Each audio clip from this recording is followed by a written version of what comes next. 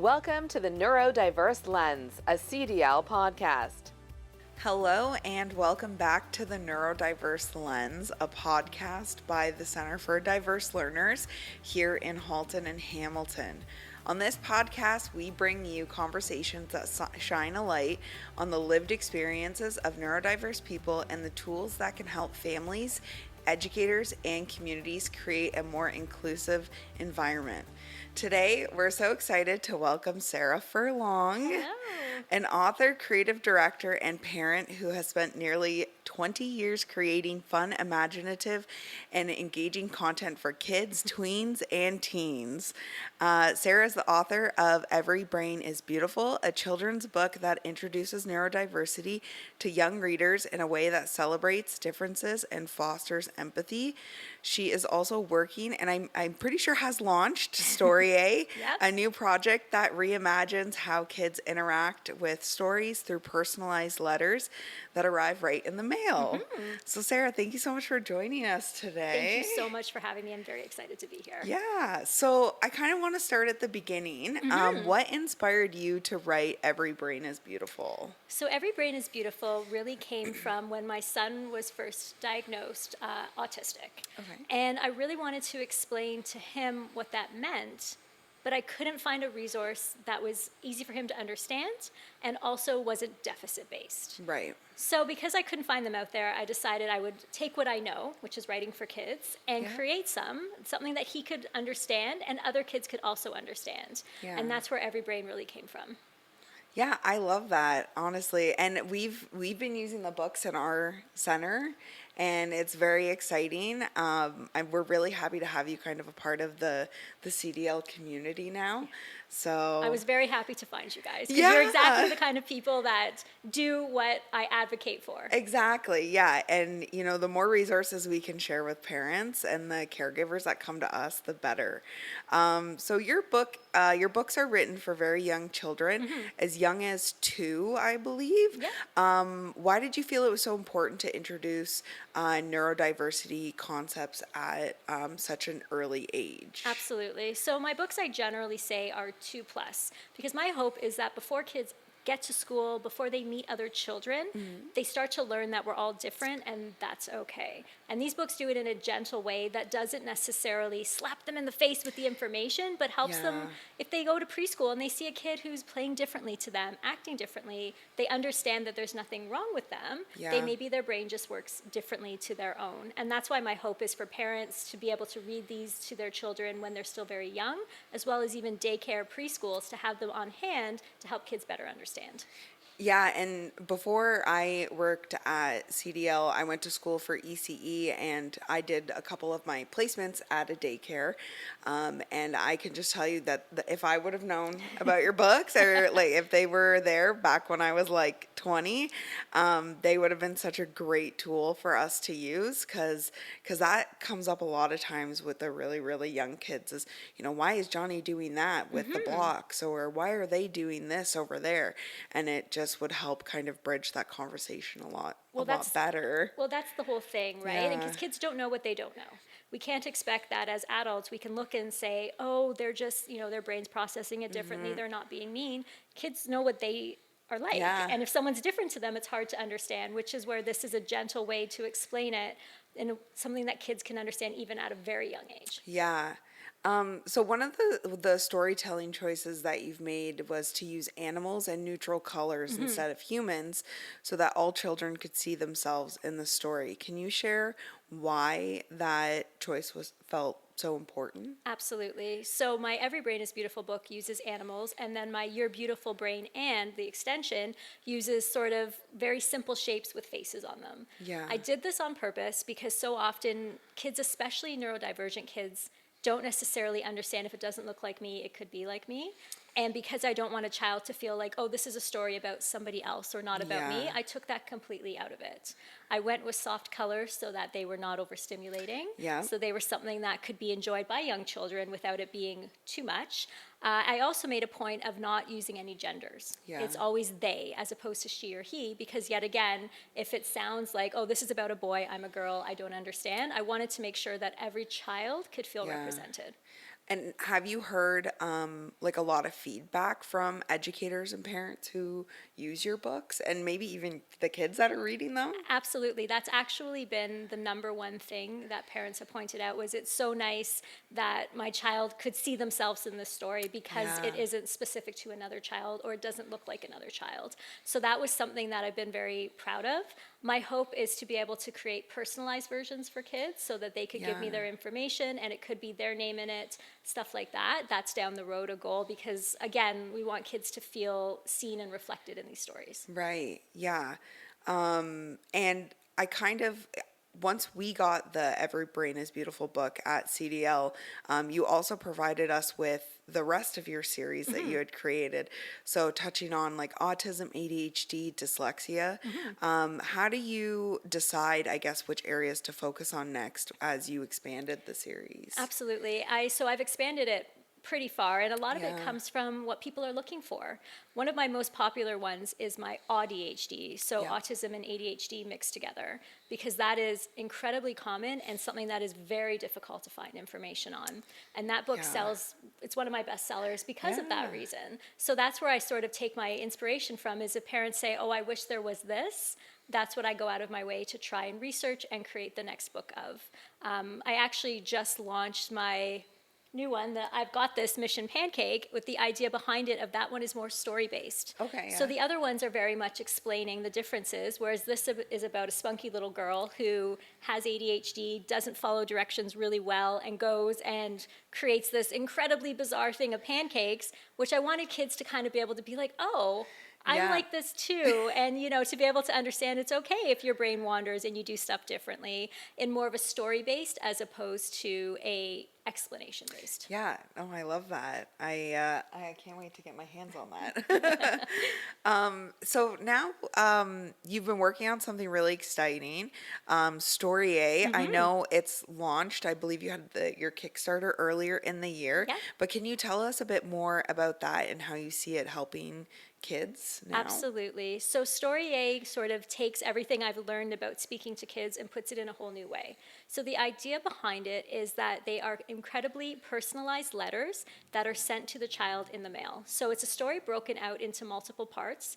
So they get it section by section and it's written to them as if the main character is their pen pal, writing to them while they're out on an adventure. We include things like favorite color, favorite food. It's woven into the story. And they're also all interactive with activities throughout. So trying to keep kids engaged in a different way, because for a lot of kids, you get a huge book, a novel, a chapter book, it's intimidating. Yeah. It's a lot to read, it's a lot of time. Your brain already says, I can't do this. Whereas a few pieces of paper, periodically, you can start to follow the story, you can feel invested in it, and we know kids read more when it's personalized to them. Yeah, I remember being a kid and me and my grandma used to write letters to each other. I love it. And honestly, I think we lived probably a 2-minute drive away from each other, but it was just the like exciting part of like writing the letter, putting it in the envelope, going to the post office, getting like a fancy stamp, 100%. and then like throwing it in the mailbox, even though I could probably call her and it'd say the same thing Not in the 2 same seconds. though. Getting something in the but- mail as a child Yeah. is incredibly special, and it feels like it's for you. Yeah. Right? It doesn't feel like I can pick something up off the shelf and buy it, or this came to me. It's just for me, not for anybody else, and that's the Yeah. idea behind it. So are the parents able to, I guess, put all that customization in when they're filling out the like intake for that? Absolutely. Yeah, there's a questionnaire that they get, and so they put in the child's name, who it's from, all that kind of information, and then they choose favorite foods, favorite colors, favorite sports, and all of that gets worked into the letters themselves. And there's 8 parts, and every part has a different section that's customized to your child. Amazing. I think that would honestly be a great tool for a lot of the students that come to our Absolutely. program. So I'm really excited to share that with our families at CDL. So Thank you. Yeah.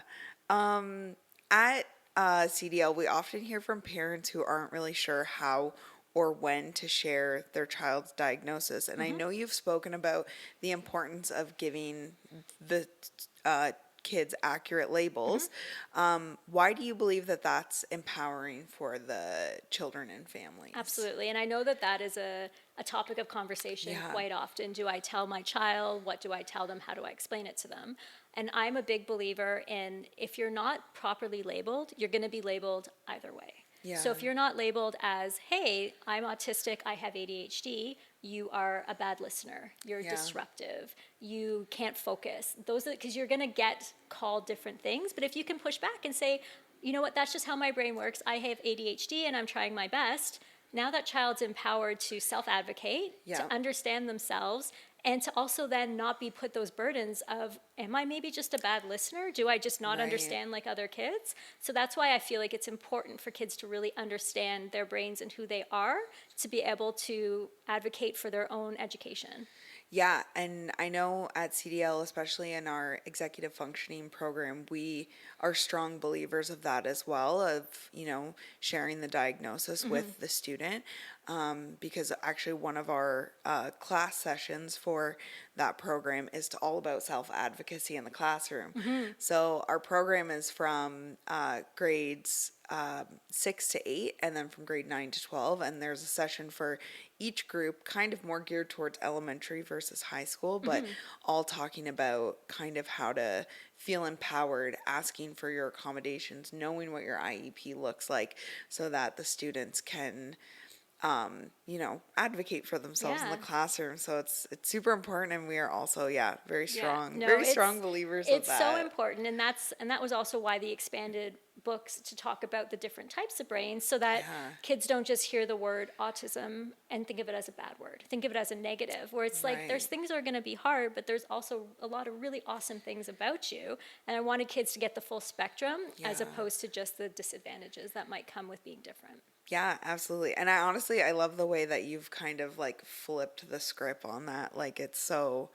is so empowering for the kids. Thank you. So for families and teachers in our community, what is one practical way that they could use either the Every Brain is Beautiful book or any of the books in the series to kind of spark a meaningful conversation, whether it be in their classroom or at home? So in the classroom, I think that Every Brain is Beautiful is a great way to just bring in the fact that we're all different, we're all unique, and it's a good way to just foster acceptance in general. Yeah. And then the individual books are great ways to understand, without specifically calling out a student or anything like that, what these words mean. So that you can start to, without having to be like, this child is like this or this one, kids can just start to recognize things and maybe be a Yeah. little bit more accepting of kids that are different the way they are.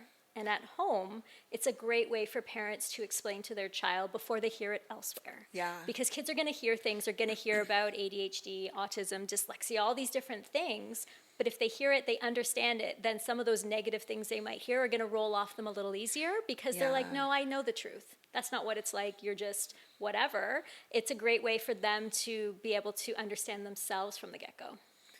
No, I think that's super important for teachers to use the books in that particular situation. Because, again, like how I mentioned before, being in a daycare, that would be a perfect circle time book to go over either right in the morning on a day where it's going to rain all day and we're all stuck inside together. That would have been a perfect situation. And honestly, I'm even thinking back to the years I worked day camps, and that would have been a fantastic resource to have as well, because you have so many students that are coming to camp, but some kids are only there 5 days, some kids are there for the entire 2 months. Some of the students need one-on-one support versus not, and that would have been a great conversation as well. And I was speaking with a coworker of mine too earlier about how I wish I could go back in time and take our programs that we offer. And now again, I'm speaking, I wish I could take your resources as well and go back in time. It's amazing. The more we know, the better we do. Yeah. Right? So it's like, how do we move forward with this new information Yeah. to try and just continue improving on things? Right. Yeah, exactly. So, yeah, those are really good takeaways for our families and teachers. So hopefully, if you're listening to our podcast, you can check out Sarah's. I know it's on your Amazon to purchase your copies. But yeah, kind of looking ahead, what excites you most? Is it potentially adding more to the Every Brain series, or was it launching StoryA and kind of moving into that? It's honestly a bit of both. Yeah. So I want to continue building on the Every Brain series by adding new specific diagnosis that we can talk about. My line, I've got this line, and expanding on that to, again, just put stories and narratives around some of these things. And then StoryA as a way to reach kids in a different way. And to get kids that are reading independently to start to really be able to improve that ability, because a lot of times neurodivergent kids do read differently and they do take things in differently, so trying to meet them where they are as opposed to force them to where they don't want to be. I love that, honestly. So what's your hope for the role of children's storytelling?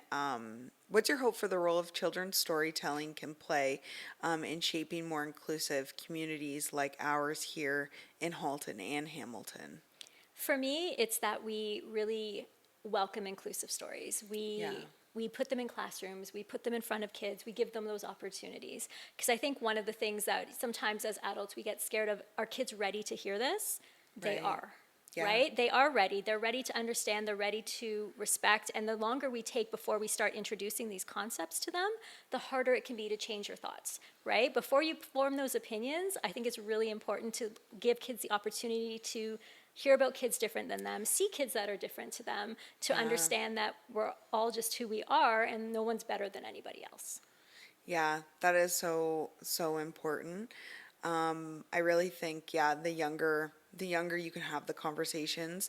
It also just, we've noticed it in our group sessions at CDL as well. Once kids kind of know, I guess what even just their diagnosis or what other students might look like, it makes programming become so much more cohesive, I guess. Because if they know that, Sally needs to go over there and jump on the trampoline for 5 minutes, it's like they know Sally's just going to get up from circle time, walk over to the corner, jump on the trampoline, and come back. And no one really even, not that they're not paying attention, but it doesn't faze them, I guess. So it's like already that undisclosed acceptance that they don't need to kind of go out of their way to like even not acknowledge it. I feel like I'm just not coming out the best way, but you're completely right? Kids, it's they just just start to be, it nature. just is what it is, right? It's just, this kid needs to get up and move, this kid needs to fidget, this kid needs to, not sit in the circle because it's too much for them,